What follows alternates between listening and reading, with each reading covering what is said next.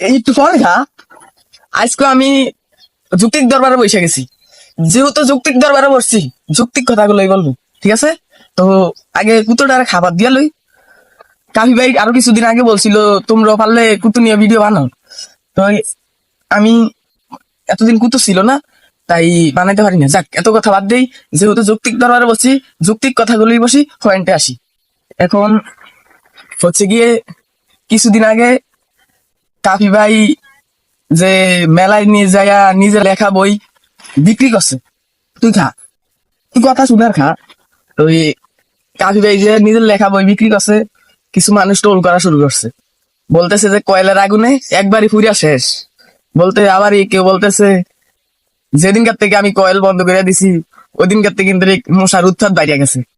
তো ভাই, আপনার ঘরে বলি আমি, আপনি যে এই কথাটা বলছেন